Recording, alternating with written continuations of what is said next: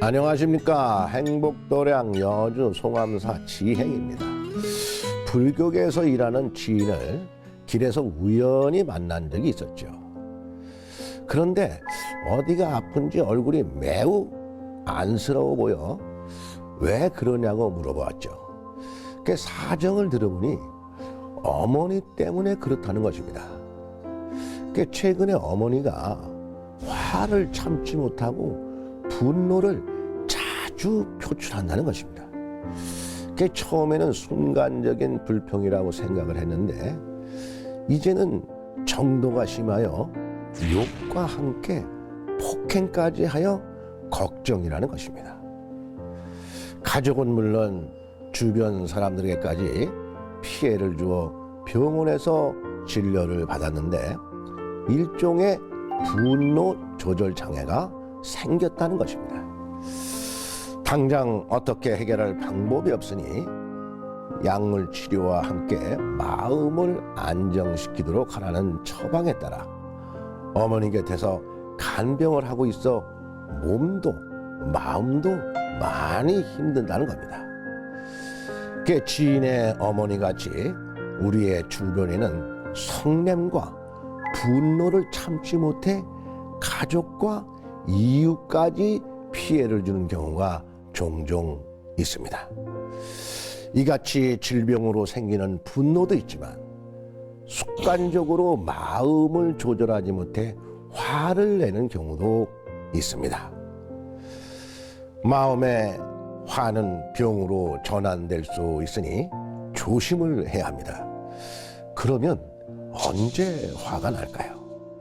남에게 꾸짖음을 듣거나 자기에 대한 험담을 듣거나 욕심이 채워지지 않을 때 여러 가지 원인으로 사람들은 화를 냅니다.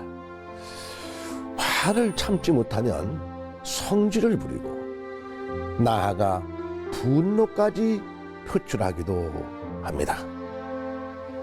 참을인자 셋이면 살인도 피한다는 말을 우리는 자주 듣고 있지만 참는 것만큼 어려운 것이 없습니다.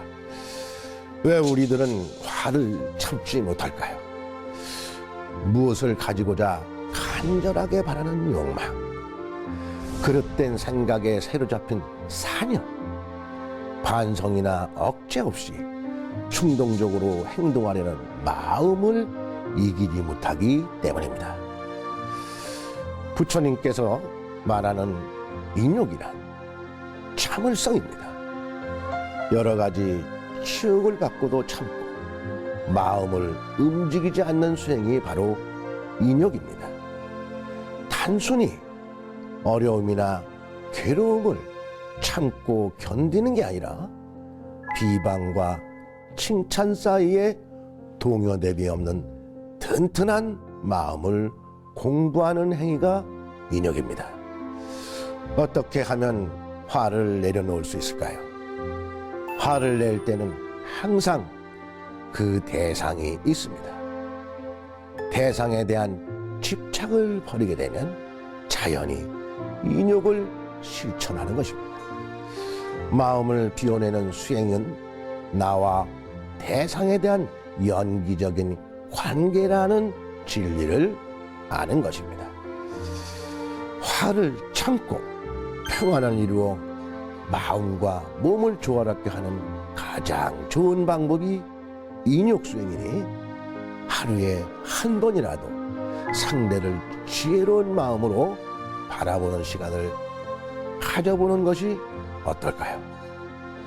오늘은 육바라밀 중에 대상에 대한 집착을 버리는 것이 인욕의 실천행위며 더불어 행복할 수 있다는 내용으로 이야기를 나누었습니다. 여러분 모두 좋은 날 성불하십시오.